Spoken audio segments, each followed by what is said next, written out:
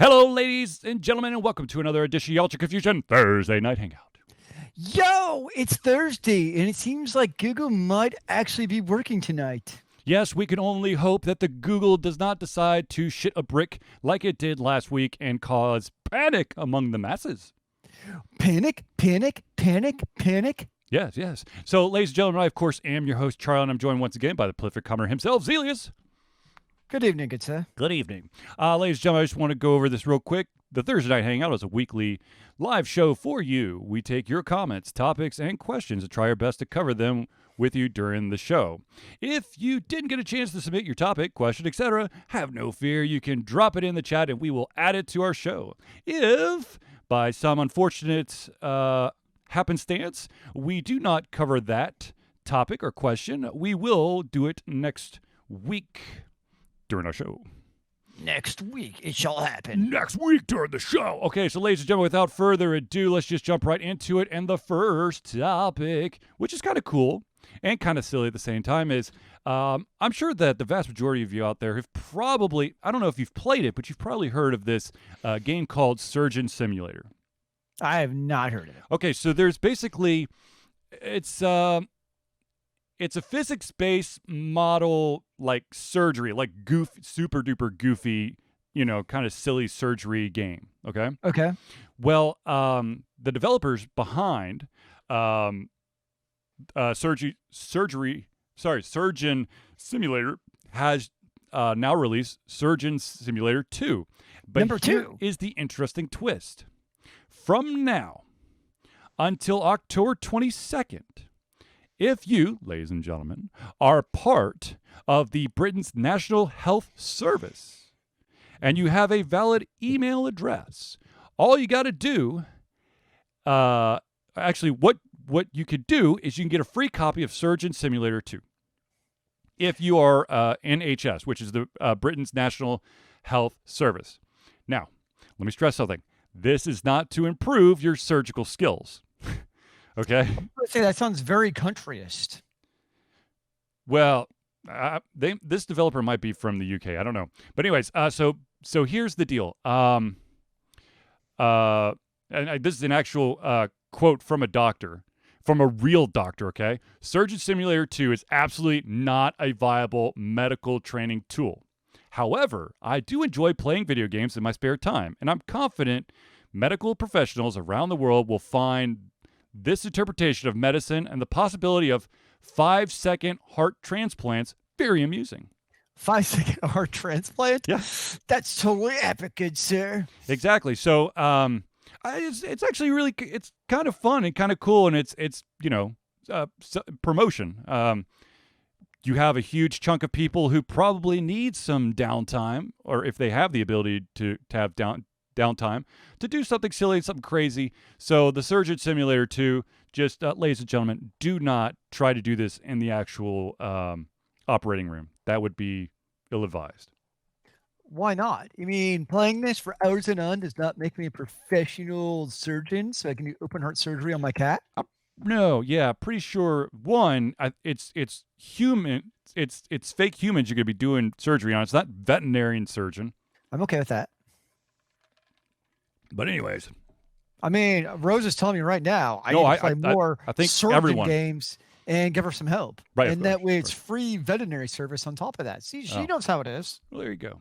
She's a smart cat. Yeah, aren't you? Okay. So I have some very sad news for everyone out there.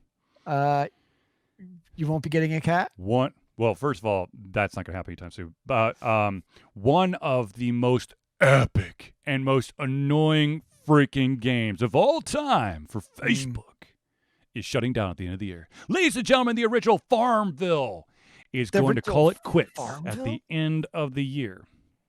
You know why they're calling it quits, right? Yes. The reason, ladies and gentlemen, is that Facebook and basically Adobe itself will be killing the Flash player. Yep. Facebook, of course, will no longer support Flash games as of December 31st of this year, and that's the exact same date as Adobe will be killing the Flash player altogether. Holy frickin' hallelujah.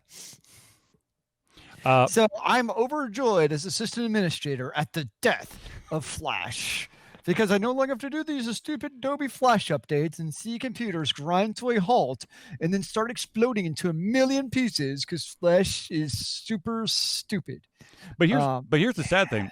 For those out there who don't know, a lot of the like educational games out there that at least elementary school uses, they're Flash based. And so, believe me, I know. I've been warning our teachers to be like, "Yo, peoples, Flash go is to the going peoples. away." Dude, well, actually, some textbooks still use Flash. That's Oh, no. like, there's still students are still going on and being like, "I need to enable Flash," and I'm like, "Well, next semester, I don't know what to do. Sorry." Well, Chrome's already they've already dropped the support. You could still do it, but It's obnoxious. yes, They do not make it easy. That is for sure. It's like, look, man, we're trying to just kill it off now so that in December you're not like, no. Yeah, so it's still pretty niche as far like nowadays. Like if you're very specific, like in education, it's still rather prevalent, especially because education is notorious for never updating their services. Well, the other thing is it kind of gives some of these websites that have like a library of games, those damn things are old as sin, and so there's no one updating these things. We also have it's also kind of a little death knell to kind of the origins of the internet. Yes, that's true. I mean, so much of the old school ones like Homestar Runner and those, they were based on Flash. So there's actually going to be a fair amount of old content that we grew up with, which will just basically no longer function. I mean, First you can still QuickTime and now always this. make it work somehow, but it will not be readily accessible in about 2 months. 3 months, I guess, actually. We had to mourn the death of QuickTime and now Flash. And yes. So I do have okay, so Sam says, why did every Adobe Flash update include McAfee software unless you knew to uncheck the box? It's because they had a package deal. It's about the monies. Wasn't there some thing that some like app or plugin that tried to automatically get Norton on your computer for a long time? Oh yeah, they all Wasn't it did it. AOL? They all had add-in plugins and stupid stuff, and then you have to go download. I remember CC Cleaner was the most popular one to use to basically unbundle it. Yep. And then before Microsoft had their built-in distributor, which I forget what it's called because I don't use Microsoft at work.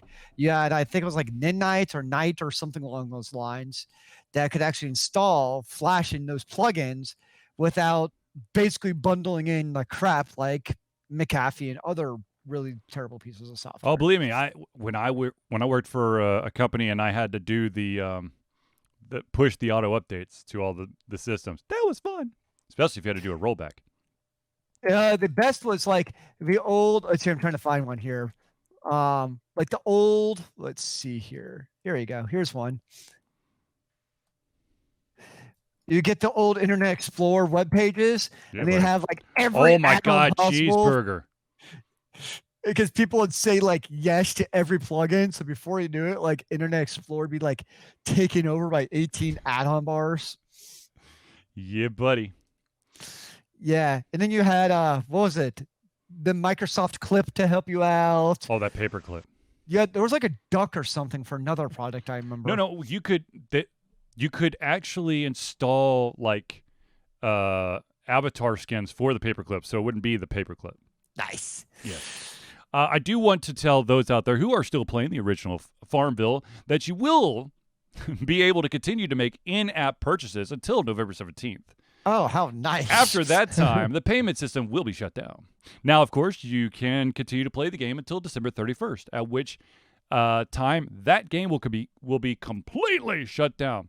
But what about old school FarmVille, man? There is a light at the end of the tunnel, ladies and gentlemen. Zynga says a mobile version of FarmVille 3 will be available worldwide soon. I was worried. I was just petrified. My petrification is no longer valid. I am now free of the Gorgon stare. Dude, I'm going to be totally honest with you. I didn't even know that FarmVille was still a thing. I'm not surprised. I remember that's when it blew up Facebook originally. Remember, because you get all the friend requests because of I it can makes get a shit go black sheep faster. if you join the game. Yeah. That's when Facebook had to introduce the opt out of what was it, game invites? Yep. Because Jeez like almighty. people's boards were just like plastered with nothing but those. Well, because literally you didn't even have to do anything. Every single time you logged into the fucking app, it just spam everyone on your friends list. Yeah. This guy's playing this. He just got this. Don't you want to join in on the fun? No. But it's going to be so much fun if you join by, collecting the farm stuff. No. Hmm. No. Thanks though. All right. I appreciate the offer though. Now, speaking of fun features, this is quite the interesting twist. For those of you who are on Twitch, there is an option. I don't know if it's actually out yet, but it's going to be out soon if it's not out yet. And that is that Twitch has introduced an unban request feature. What that means is that if you have previously been banned from chat on a stream, you can send a one-time request to be unbanned from their chat screen. So basically, yeah. I mean, I guess yay. Look. Here's the deal. If I accidentally ban someone and I could do it myself. I don't need this feature. I don't need them to be, hey, can you unban me? So basically, what this really does is instead of getting DM'd to death by people who you've banned, or for someone to need a bunch of alt accounts, they could just, they'll hit you up through their one, and if you say no, then of course they'll switch over to their alt account. Yeah, Lord. Look, I understand. There's always the chance that someone's going to fat finger something or accidentally click ban instead of timeout. But I don't understand. Yeah, I don't understand why you would have this. But it gives more power to the people, man. Yeah. Power to the people, sir. That's what life is all about. It just seems like a pain in the ass. Oh, of course it goes. Channel banned users can submit an appeal through the chat column, which you can review, the moderator can review and take actions anonymously. So it doesn't have to be the owner of the stream.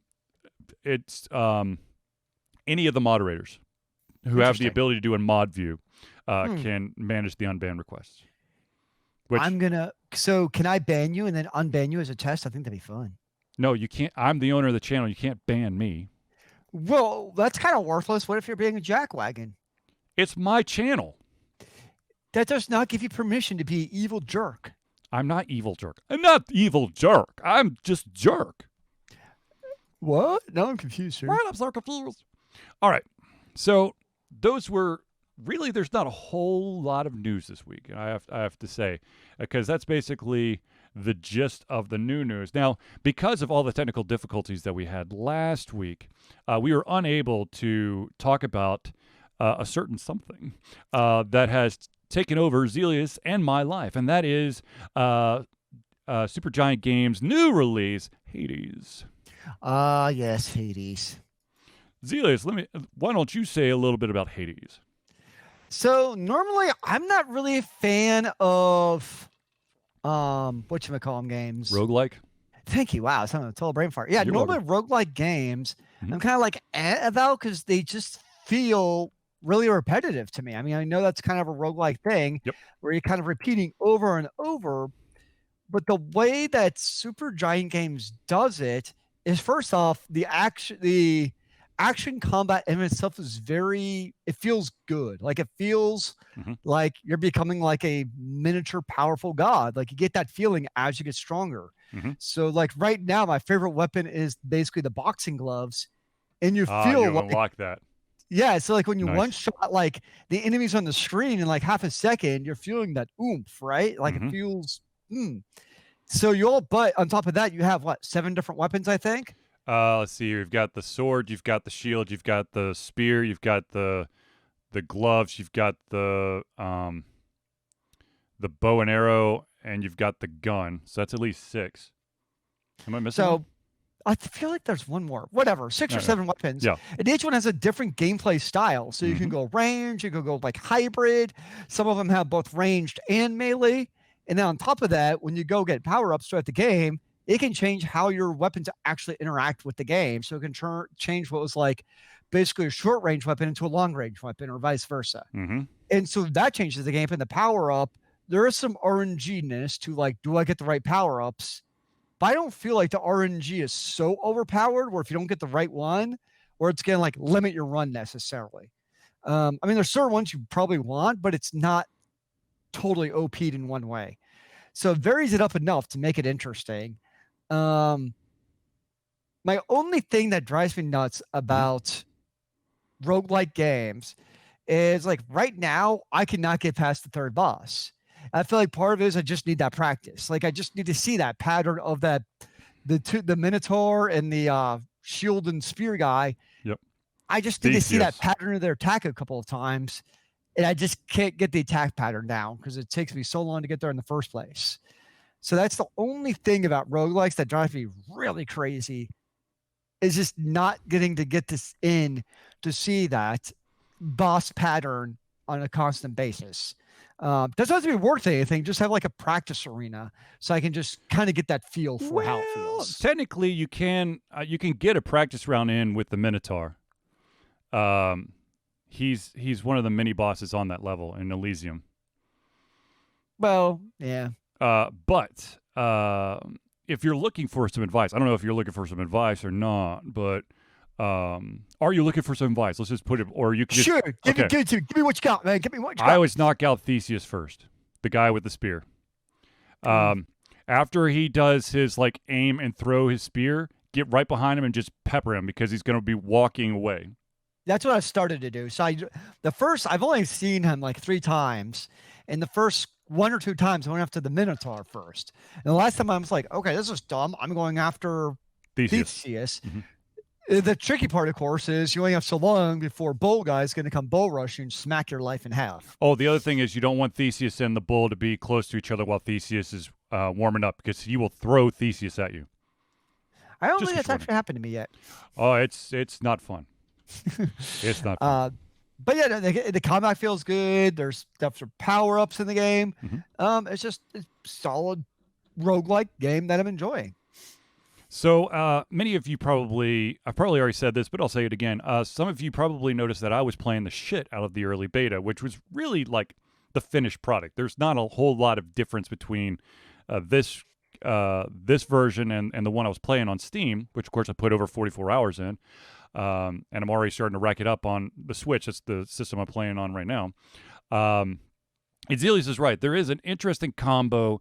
There's a couple runs where I just feel like I got dicked over with not getting enough, power-ups,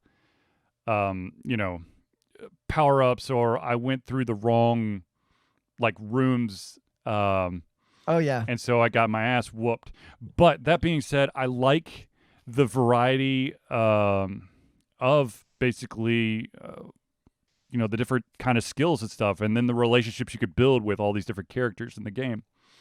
For those of you who are thinking about picking up Hades, my biggest suggestion is, as soon as you start picking up, I think, what is it called? Nectar? Yes. Just stockpile it as best you can, and then talk to everyone, all the gods, all of everyone, at least once. And what will happen is they give you a special little trinket that can help you on one of your runs. And after so many encounters, it will level up, and it'll level up 3 times. So the third rank is the top.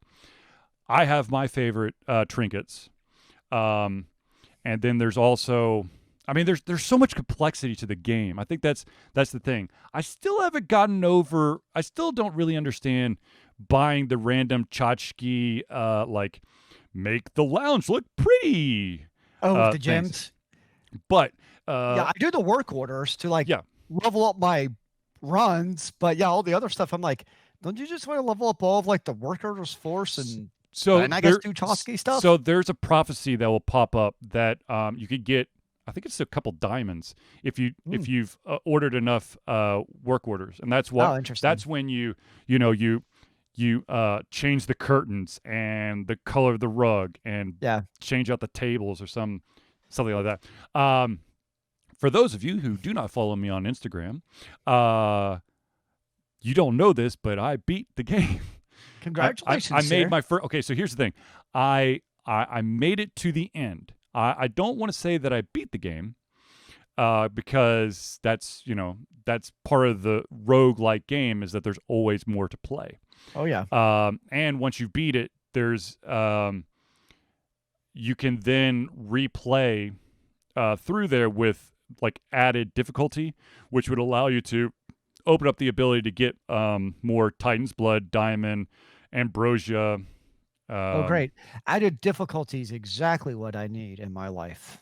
Well, the immediate added difficulty for me is always, I think it's like 60% more creatures spawn every single room. Like, okay, yeah, I'm okay with that. Because sometimes for the most part, I'm dying to bosses really at this point. Yeah, and really. The Hydra never kills me anymore. I'm finding the Hydra. Because what I've actually found is I really like the god, what is it called? The things where like basically makes you invulnerable. Athena? The deflection shields? No, for the god cast thing. I forget what it's called. With where you use the R trigger to use it. Oh yeah, it's the call. It's like the god call or something. Yeah. I always use the calls. I save up for the second round of Hydra ads and just use it on that and destroy them quickly. I will tell you this: it is essential for you to have a god. If you want to get through the entire run, you have to have a god call before the final battle. No, you can't do it without it. Because when I first started playing, it seems like the calls were kind of lame because you have to, wait for them to power up. But now that I've started using them, like, yeah, these calls are awesome. Well, the other thing is roguelike adventures, they're always, to kind of spice things up, they always have, something else that you can kind of tweak and modify as you play. One of the things is the items that you equip, the weapons you can gain, and then of course you can run into different gods, and they can give you different abilities for your regular attack, your special attack, your cast, and then your dash and some other stuff. There's one weapon that I cannot get the same power up that's been my best run ever. What's that? I like the railgun, and I just use the special because you can just basically. It's like a grenade launcher.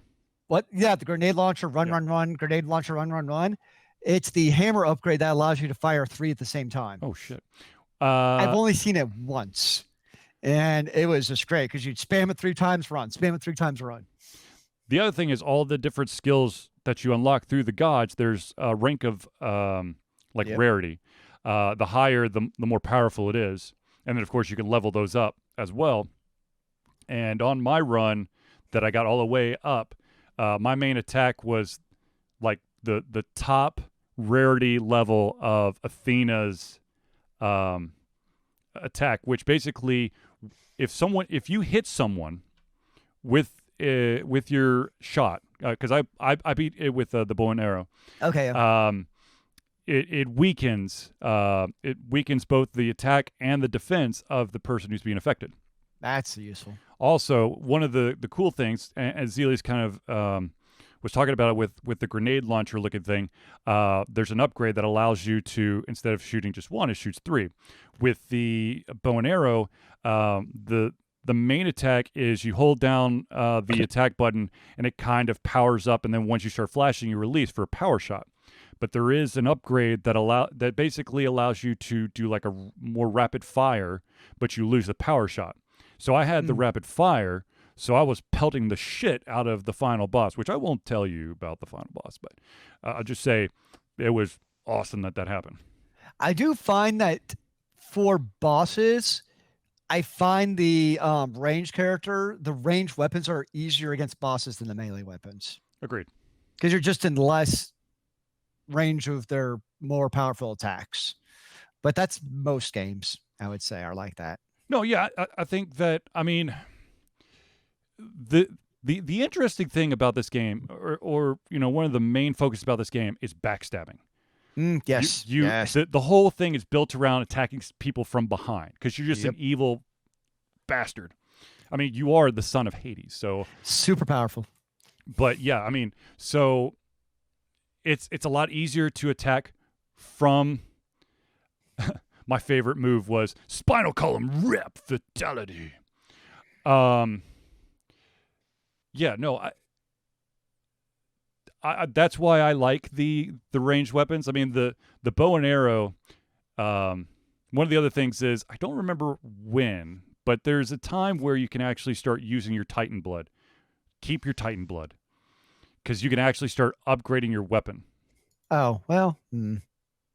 Because I changed my bow to, instead of doing I think it's like a spread of 7 arrows for the ultimate, it knocks it down to 4. But if I hit someone with my regular attack, the arrows then home into that target, which is beautiful. I can see that. Because you could just hit somebody and then hide and just kind of shoot arrows out and just watch them arc back. So, ladies and gentlemen, if you're wondering, I'm pretty sure that Zealeus and I would both say, go get Hades. It is definitely a quality game, which I would say. Indubitably. All right, so ladies and gentlemen, of course, during every single show, we like to do some shout-outs. So let's get those shout-outs going, shall we? All right, so ladies and gentlemen, the first thing that we want to do a shout-out for is the one and only Indie Cluster. The Indie Cluster is an organization of independent game developers that want to gain exposure by being involved in the community. They collectively journey to popular conferences as a traveling booth to help gain attention for their games. They make partnerships and local communities to bring games to the mainstream mindset. They highlight local, unusual, and rare concepts to challenge the paradigm of the common. They also host events to teach kids and minority groups about game development to hopefully one day enter the industry themselves. Huge fan of the Indie Cluster. I've seen them at several different conventions. Always a group of great guys. And also definitely some interesting, more unique games being showcased in the Indie Cluster era. Very nice. The next shout out, of course, has to be Hero Chiropractic. Hero Chiropractic is a unique healthcare practice set up by Ryan Moore, the company's focus to elevate a patient's experience of freedom, creative expression, and joy. They believe that everyone can be a hero and has incredible heroic potential inside themselves waiting to be unleashed. Hero Chiropractic focuses on mobile chiropractic care in the greater Atlanta area. They are committed to healing clients by creating a plan of action uniquely suited for each person. They make that plan of action as convenient and affordable as possible, and most importantly, suited to your individual needs. As I've stated so many times, Ryan is, of course, my chiropractor for at least 3-4 years, and he's now my son's chiropractor. And my son has finally gotten over. Okay, so with when you first see a chiropractor and they're ready to do like the neck pop thing, I'm gonna be totally honest with you, it scares the shit out of me. The first year and a half that I was doing it, they're like, okay, now loosen up your neck so we could do this. I'm like, no, I can't do it. You're gonna break my neck. And of course, my son is now going through this, and he's already come to grips with it after 3 sessions, and it took me like a year. So, yeah. But it's just great. A better man than you. Hey, if you're in the Atlanta area, you gotta check out Hero Chiropractic. I highly recommend it. And Zealeus, do you have the link for Hero Chiropractic? I can find it indeed. Okay, sweet. Zealeus is going to post it into the chat while I go to the next one. And that, of course, is, ladies and gentlemen, I want to talk about Nurburger Games. Nurburger Games is the game design imprint of award-winning RPG designer Craig Campbell. Craig has done a whole bunch of RPG design freelancing in the past. Several years ago, he dove into designing his own RPG. Now, Nurburger Games has multiple RPGs and is showing no signs of stopping. Nurburger Games endeavors to create games that explore corners of the RPG landscape that haven't been explored, or haven't been explored very often. These games forgo dense gaming mechanics in favor of lighter rule sets that allow players to focus on telling fun, engaging, memorable stories. Currently, Craig is running a Kickstarter. I'm trying to see, when is it ending? Oh, we still got 21 days to go. The pledge goal was $3,000. It's now sitting at $8,300. The game, of course, is called Good Strong Hands, and let me just give you the description real quick.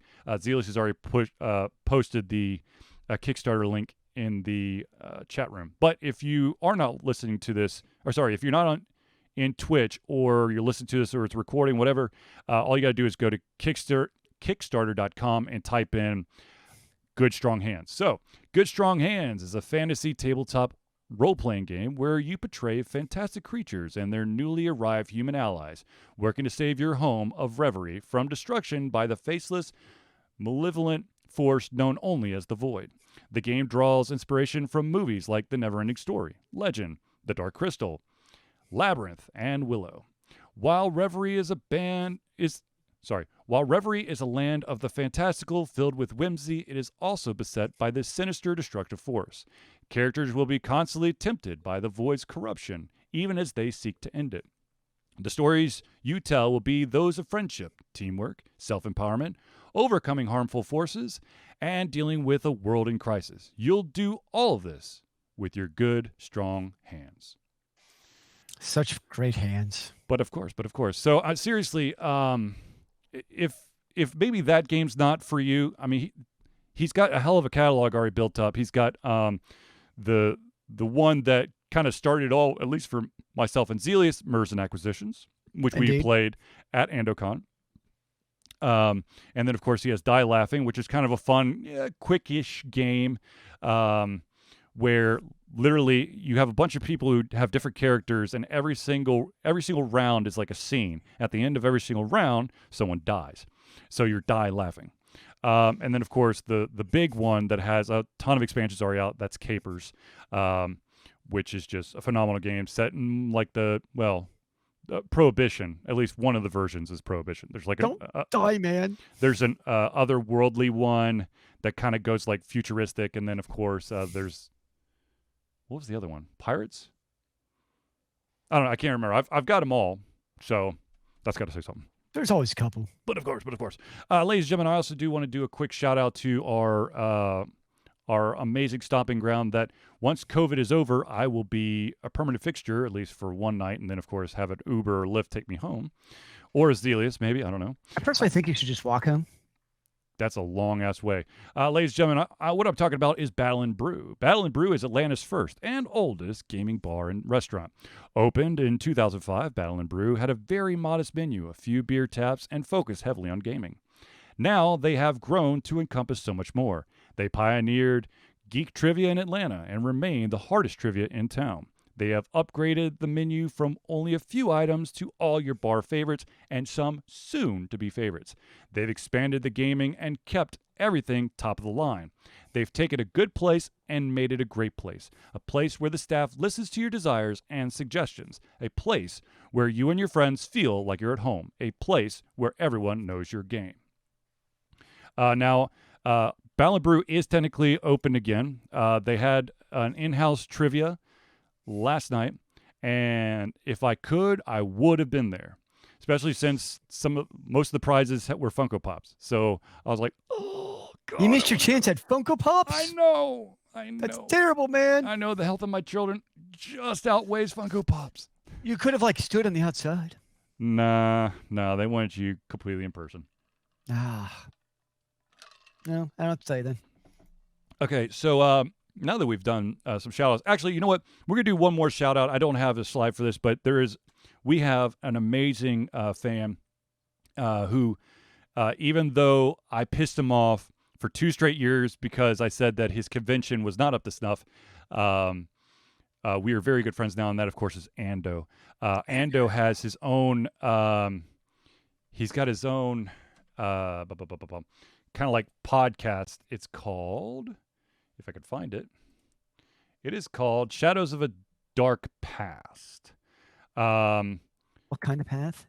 Dark Past. Ooh, that sounds sketchy. So I'm going to put the, it is a gothic horror podcast by Ando Valentine. That's our buddy's name. So I'm going to just post it here. If you're looking for something a little bit interesting, a little weird, definitely check it out. And tell Ando that Altered Confusion sent you. Because then he'll send us the royalty check. Right. Royalty. Now, speaking of which, ladies and gentlemen, well, not royalty, but ladies and gentlemen, as many of you probably know, Altered Confusion has a Patreon. Patreon is how we survive. We survive on the love and support of fans like you. And so we have a Patreon page, which allows you, fan supporters, to become active participants in the work we love through a monthly membership. This gives you access to exclusive content, community, and insight into our creative process. In exchange, we gain a bit more freedom to do our best work and the stability we need to build an even stronger creative career. We do have 2 different tiers that are set up, and that's the $1, which is keeping the lights on, and then the $5, which is the Awakening of a Giant. I thought, that I wanted to have a fun kind of title name. Anyways, so basically, if you do the $5 a month, then you get put into the Friends of the Show spot. But any amount helps. If you want to, you can pledge, of course, pledge at the $1 level, pledge at the $5. If you want to go above that, by all means, you can. You just have to do a custom donation. And if you go above $5, please hit me up, because I want to give you something more than just putting your name up there. Because if you're subscribing for more than $5, I want you to get your money's worth. Yeah. Maybe I'll hook you up with a code for a free PDF version of the Altered Confusion webcomic. Ooh, fancy. Which, if memory serves me correctly, might actually be available for like $5 the entire first 200 episodes. Fascinating. Yes, I'll have to look it up. I can't remember if I actually activated or not, but it's only in PDF format. It's not an actual book. But I was trying to figure that out, and then life came and smacked me. Could print it out. Well, no, I'm just saying that there was. I wanted to have an option where I could get like a physical copy, so I could have it. So you could read it for yourself when you go to bed? Exactly. I like it. Yes. Now, if you do not feel that you're willing to lock in on a monthly subscription, but you still want to do a financial donation, we do have a PayPal that all you got to do is, if you're on Twitch, it's in that panel below this. If you're on any other platform, just go to www.AlteredConfusion.com, and in the left-hand toolbar, you'll see a Donate Now button. That is a one-time donation. It goes straight to Altered Confusion and helps us keep the lights on. And we would love all of you, if you have the ability to subscribe, because if you're pledging $1 a month, that's like what, a candy bar? What kind of candy bar though? Milky Way. Ooh, now I want a candy bar. Three Musketeer. Do you have a candy bar? I do not. I have some bags o' candy, some Sour Patch Kids, but I do not have guess candy that's bars. Something. Anyways, so if you want to do that, by all means, just hit any time that you donate, be it $1, be it $5, be a one-time donation. Please make sure that I'm aware so I can thank you properly and maybe hook you up with something. All right, so let's change gears just a little bit. If you have du Monet, but you do not want to send it to Altered Confusion, but you want to send it to a very amazing, awesome cause, ladies and gentlemen, I need to just remind you that Altered Confusion will be participating in our 9th straight year of something called Extra Life. Extra Life is gamers doing what they do best to help sick and injured children at their chosen Children's Miracle Network hospital. The money that you raise through Extra Life will go directly to our chosen Children's Miracle Network hospital as unrestricted funds. This means that the hospital decides where and how to spend the money to ensure the dollars we raise make the biggest impact in the lives of the kids we treat. as I've stated many, many times before, our personal Children's Miracle Network hospital is the Children's Healthcare of Atlanta. They are amazing. They are probably, I mean, I haven't really been to many children's hospitals, but let me tell you, this place is top notch. If you have the ability to donate, all you got to do is go to extra-life.org. You could type in, you could search for Altered Confusion, and then you could donate there. If you want to donate, maybe you have a friend or something, by all means, please, however you want to do it, donate to Extra Life. You don't have to do it to Altered Confusion. However, we are starting to get a little bit closer to our goal. I think our goal this year was $250, and I think we're sitting at just under $200, if I remember right, which, of course, is an amazing goal. Is an amazing thing. We still have till November 7th to actually get all the way there. But if you have the ability, please donate to Extra Life, because it's phenomenal. It's amazing. Yeah, we have a goal of $250, and we're currently sitting at $195. And also, ladies and gentlemen, if you're interested, we're actually streaming on the Altered Confusion Extra Life page, which I'm going to just post the. We are? Yep, we are actually streaming on that. So let me just post the link in there. Right now, at this very moment. Yes, right now. It basically just took our Twitch stream and just posted on our Extra Life page. Does it mean we get to level up our game as we're playing? Gosh, I hope so. Wouldn't that be amazing? That's pretty cool. So seriously, I've been very, very passionate about Extra Life. This is a great chance for me to get a shit ton of gaming in, and two, it allows for me and so many other people to do something like gaming and raise money. I've done the walkathons. I've done the jumpathons. I've done a hell of a lot of thons, but game-a-thons are by far my favorite. Sounds like you're playing in thongs. That's all I'm hearing. No, thons, not thongs. Are you sure? Maybe you could get some different type of fundraising. No. No. But anyways, ladies and gentlemen, like I said one more time, extra-life.org, donate there. Now, if you want to be an active gamer, yes, gaming and saving lives, exactly.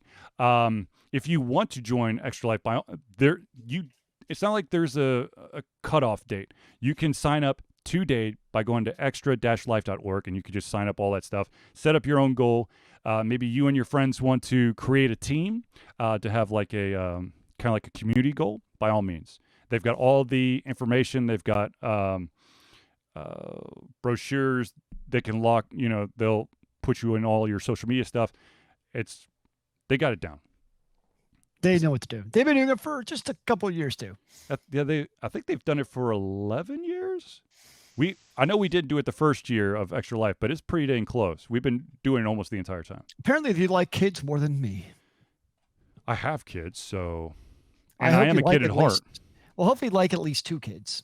Well, I'm a kid at heart, damn it. I'll never not be a kid at heart, so... I wish my responsibilities could stay the same as being a kid. God, I wish. Okay. Ladies and gentlemen, let's get back to the news that we have. I wanted to bring this up last week, but of course, Google decided to just wreak havoc on everyone who wanted to use one of the products. And so far, it's happy. I know. Everyone be nice to Google. Keep being nice to Google. As many of you, Sam. As many of you know, BlizzCon and the vast majority of conventions out there have been canceled. Now, BlizzCon Online has been announced, and it's going to be, of course, a convention online that's going to be in February. That's going to be February 19th to the 20th of 2021. They have not really given too much details about it. However, I'm almost 100% sure that you will, of course, have community showcases for artists, cosplay, short film producers, and I'm sure they'll release information about a Diablo product, a Warcraft product, a maybe StarCraft product? Overwatch 2? Hearthstone, Overwatch 2, I don't know. Or maybe they'll roll back the announcement of Overwatch 2 and just be like, you know what, let's actually make Overwatch awesome. I think that's the purpose of Overwatch 2, sir. I don't know. But anyways, so be on the lookout for BlizzConLive, because apparently they don't want to go BlizzCon, whatever. Sam Grizzle, online conventions finally cosplay Charlie. Okay, I've said this a couple Charlie times. will never cosplay one thing and one thing only. Okay, first of all, I won't just cosplay as one thing only. What I will say is, if I ever or when I ever cosplay, I have to do it like I have to put my heart and soul into it. So I don't want to half-ass a cosplay. If I were to choose a specific character that I would aim for, there's two animes that I would immediately think of. One is Spike Spiegel from Cowboy Bebop, and the other one is Nicholas D. Wolfwood from Trigun. Those two are definitely on my list. I've actually, if you haven't watched Trigun or Cowboy Bebop, shame on you. You should watch it. But Nicholas B. Wolfwood has this humongous cross that he carries around. It's actually, well, no, I can't say that because I don't want to. I mean, it's old, but I don't want to spoil it for anyone who hasn't seen it. But he carries around this humongous cross, and I would have to build that thing. I don't know how because it's. I think you should go as Ein. Okay. Fun side story. Ein, of course, is the corgi from Cowboy Bebop. And I've gone on record many a time saying that if I ever were to have a corgi, the only name that corgi could ever have is Ein. And my wife's like, well, the corgi shit too much, so we'll never get one, so that's fine. I think you should fix that. Go steal one. Right. Sure. But yeah. So, what was I talking about? Oh, BlizzCon. Yeah, so don't expect me to cosplay anytime soon. But, if I were to cosplay, I would go, like, full in. All in. All in, man, all in. Okay, so here's some sad news. I don't want sad news. I know, but sometimes we got to do it. From time to time, there are, in my opinion, some phenomenal shows that come out on Netflix, and for some reason or another, they end after one season. And the first one was what was it called? The October Faction, which I really enjoyed, but they cut it after the first one. They just canceled another one, and this one's actually kind of blowing my mind because it won awards, and that of course is the Dark Crystal: Age of Resistance. This game, there will be no second season. No. But here's the thing: is they won an Emmy for Outstanding Children's Program, but unfortunately, at least for Netflix, it was one and done. No. Did you watch the first season? Yes. Oh God, yes. And it was okay. Fully admit. It took me a little bit of time to kind of get used to the art style because it is a unique art style. However, once I bought into it, I was in it to win it, man. The story was good. For those of you who haven't seen Dark Crystal, either like the 80s movie or this show, it's all puppets. It came out. It was one of the Jim Henson. What was it? There's something. There's two things from Jim Henson. I think it's Dark Crystal was Jim Henson on acid, and the other one was I can't remember. But it's funny. You could kind of see like a twisted dark. It's very twisted and dark. But it's not the normal puppets. No. You should see some of the designs. They will haunt nightmares of children. It is sad to see that. Now, in I guess slightly happier news, they've gotten rid of the Dark Crystal, but ladies and gentlemen, have no fear. Netflix has announced that they are going to have a Conan the Barbarian live-action series. Interesting. Yeah. The one that the last one that came out with what's that dude's name? The guy who is Aquaman, Monana, whatever. Jason Momoa. Jason, yeah, he was the last Conan. He wasn't actually too bad at it. He's not quite Arnold Schwarzenegger. Don't get me wrong. No one is. Yeah, no one is. I know. No one has the natural pecs of Mr. Schwarzenegger or artificial pecs, whatever. Right. But still, no one's quite Arnold. No, of course not. Now, I do want to point out that this is just an announcement. There's like they don't have any actors or actresses attached to it. They don't really have much information about who the showrunner is. They just said, we're making a Conan the Barbarian live action. Hey, if there's lots of big muscled men fucking up shit and you got some, with Conan, you always have to have the cute but fiercely independent female something or another. Who always has wardrobe malfunctions. Well, we got to keep the guys entertained, I guess. Mm-hmm. Or the females, whichever. Yeah. No. But I like Conan. I mean, Conan the Barbarians, they're just entertaining mindless candy to just chew on and watch and just enjoy stuff dying on the screen. I can dig that. Yeah. Hopefully they don't deviate too far from that. Well, yeah, I don't know. So speaking of deviation, I was actually really surprised on Netflix. There is, oh my gosh. I could picture in my head. I was watching it before the show. Dragon's Dogma. Yeah. And if you don't, that's fucked up. But it surprisingly actually tries to follow the game much more than I was anticipating. Have you seen the anime? Yeah, I did. Yeah, I was just really surprised that like each episode tries to take on a little nugget of the game. I was like, oh, I recognize that from the game. Because so often, anime or movie tries taking after a video game, and we all know it does not always take after it, right? Or even try to incorporate pieces of it. And certain parts of the anime were like, wow, that is really straight out of the game, which I thought was pretty cool. Mm-hmm. Sam Grizzle says, factoid, Schwarzenegger wanted to say, I will be back, thinking a robot wouldn't use a contraction. I'll be back. I can see that. Yeah, I can see that as well. So yes, I did watch the Dragon Dogma anime. I will,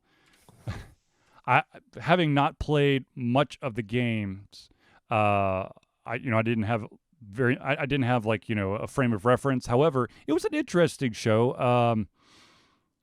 It screams. The problem was by the end of it, it was a big reveal. Yeah. I mean, there's definitely a chance for the ability to have another series or another season, but the big twist is out of the bag. So it's a great game to play, and I enjoyed the anime, particularly because it took from the video game, which I thought was cool. Mm-hmm. Speaking of animes, I had a question that for some reason I have somehow lost where it was, but as some of you may be aware, certain TV shows, a lot of animes are very guilty of this, but some TV shows out there as well, they evolve their opening theme song. So the question I have for you, ladies and gentlemen, is when you see a TV show out there that does, some change to the opening credits, does that drive you up the effing wall, or are you okay with the change? Or, sometimes it changes for the better, but sometimes it doesn't. How do you feel about that? You don't skip the opening credits? If it's a really good song, I will listen to, if it's an amazing song, I will listen up to a part. I'm not going to watch all the credits, but if it's got a awesome start to it, like Cowboy Bebop. No, I skip the credits. That's definitely a thing.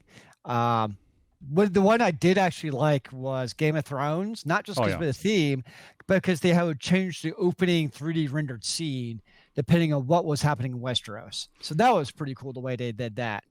My favorite, probably, if I were to watch one, would probably have been Buffy, the Vampire Slayer, because the way they did change it from character to character as the seasons went on. But still, by and large, I just skip the credits. So yeah. Well, okay, so the thing is that for the most part, you can skip the opening credits. However, there are quite a few shows out there, older shows that are on Netflix and other stuff, where they don't have that option because it's not uniform. 7 seasons of Buffy on Netflix became a game of pressing fast forward and stopping at just the right time as the credits ended so you didn't miss any of the actual television show. And like I feel like I don't know how, but in these video services, the ability to fast forward and rewind It's has got janky. progressively worse Yep. as time has gone on. You can no longer kind of just like, just kind of move it a smidge. It's like 30 seconds one way or another. Let's do it.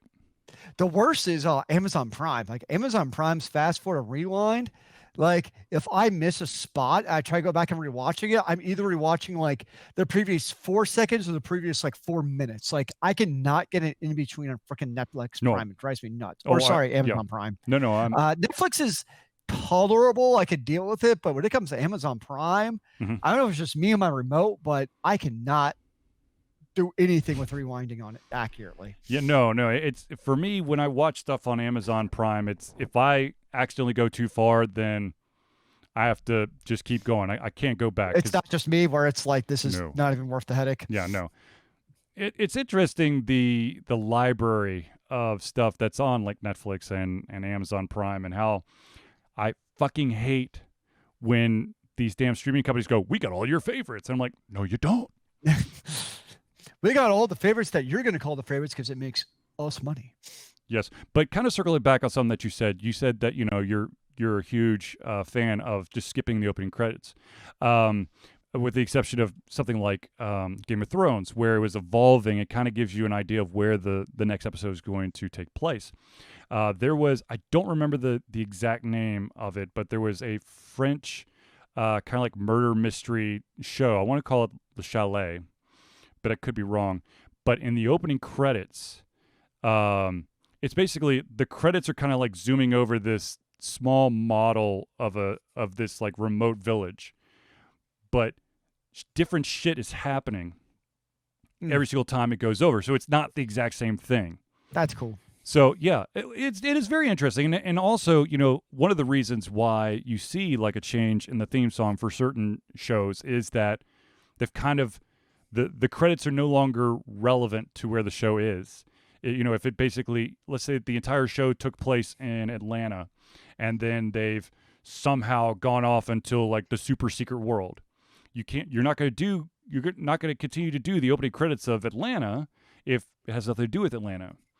But still, for me, the reason why I'm bringing this up is that I've been binge watching the anime Bleach, and they've already gone through 5 opening theme songs in the first 70 episodes. Yes, I'm already past episode 70. But yeah, it's nerve-wracking to me because I don't remember how many, I think it's like the first 26 is this one theme song, which blew my socks off. And so I'd listen to like the first 20 seconds every single time and then jump. But so the one that I've always found entertaining, and this is from Buffy, is Joss Whedon. And I'm going to assume we're past the statute of limitations here on spoilers. Yes. Is he always wanted to have a character who's in the title credits just once. And there was a love interest of Willow, Tara. And like it was a teenage drama, so they'd always break up and get together. And then wasn't she one of the least favored characters on the show? Tara? Yeah. Willow? No, Tara. No, Tara was fine. It was Buffy's sister who everyone hated. Dawn. Yes, everyone hated Dawn. She was a whiny little brat, and she hadn't really learned to act yet. Buffy was in 1997. So 1997 to 2003. So we are definitely, in my opinion, outside the spoilers. So basically, Tara became one of the fan favorites of the show, myself included. Mm-hmm. And then near the end of season 6, she made it into the credits. And you're like, she made it into the credits. She's a regular on the show. And then Joss Whedon killed her that episode. Dun, dun, dun. And he said like afterwards, that was always like something he wanted to do, was to have a character who is like in the title credits just once in the entire series. Mm-hmm. And he did it. That bastard. So speaking of Joss Whedon, one of the other humongously popular cult classic properties from Joss Whedon, of course, is Firefly. And we had talked about, I think it was like 2 weeks ago, we talked about the animated X-Files comedy show that was coming to Fox. And then the fun little twist is that Fox no longer owns the rights to X-Files. So I have not done this prior to this, so I apologize. But I'm very curious to know who owns the rights to Firefly. Because could we finally actually potentially maybe see some sort of like spinoff of Firefly? Please? I don't know. I don't know. If someone could look Isn't that it up. Disney? Doesn't Disney own everything? I think so. At this I mean, point, when yeah. in doubt, it's Disney now. Look, That's what I'm going seriously, with. it's either Disney, Google, Amazon, Apple, or who the hell am I forgetting? AT&T. There we go. The bells. I swear, like that's you just you're gonna hit one of those guys if you're looking for something. Pretty damn close, and it's getting smaller and smaller all the time. It feels like. Well, I mean, with Microsoft buying ZeniMax and basically, all the Bethesda studios, all the other stuff. Yep. Which once again, it's almost a done deal. The actual, because of financial restrictions and blah blah blah blah blah, the actual legal papers are not going to be signed until I think it's the beginning of next fiscal year. But I mean, it's a done deal. If there's one industry it doesn't feel like regulators care about, not that they really care about mergers right now, it's video games. It's like, oh, you want a video game merger? Why not? Sure, why not? Makes millions and millions of dollars. To be honest, but look, that's a very good question. Is there ever going to be that one company that potentially could be a monopoly?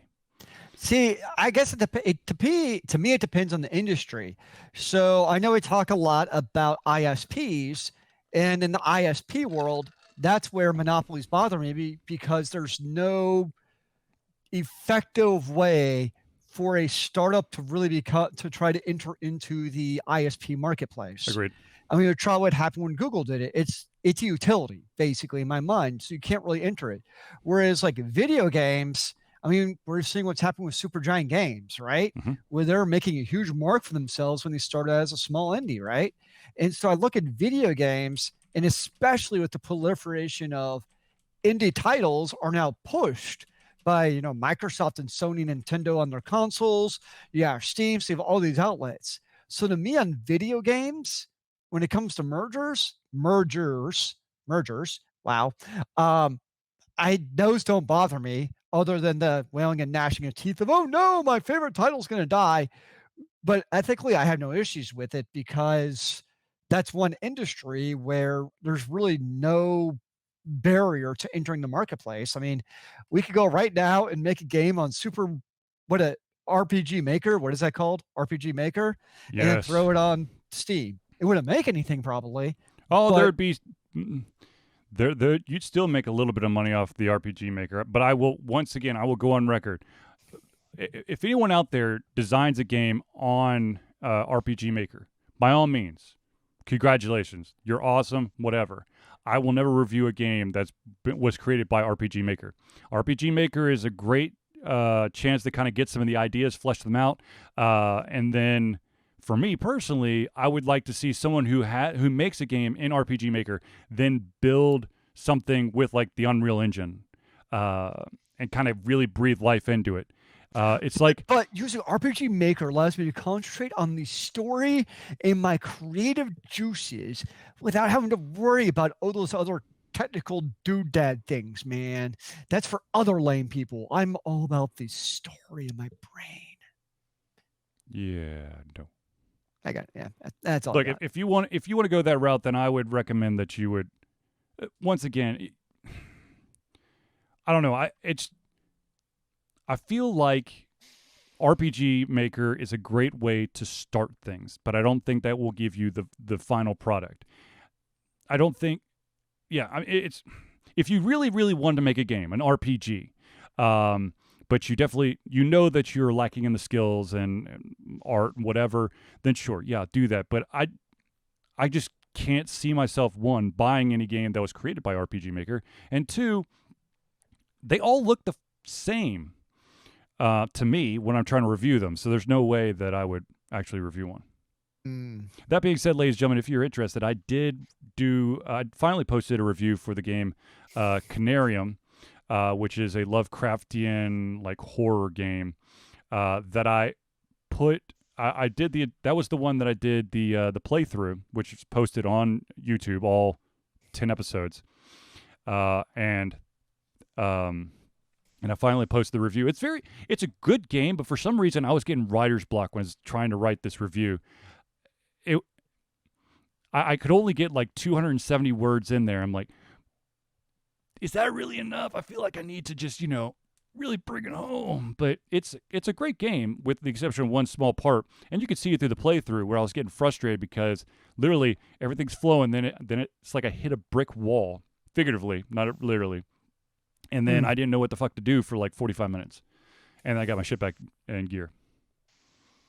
I will fully admit, when I started really losing my shit, I did go and pull up a walkthrough on my cell phone just to figure out what the was I missing, because I was that pissed. Did you ever figure out what you were missing? No, I still couldn't figure it out. So I basically did the there was an item I needed, but I don't know where the hell I was supposed to get it. And through the walkthrough, I still couldn't figure it out. So, but there was this. All you have to do, you get this thing that gives you like the combination to this other thing.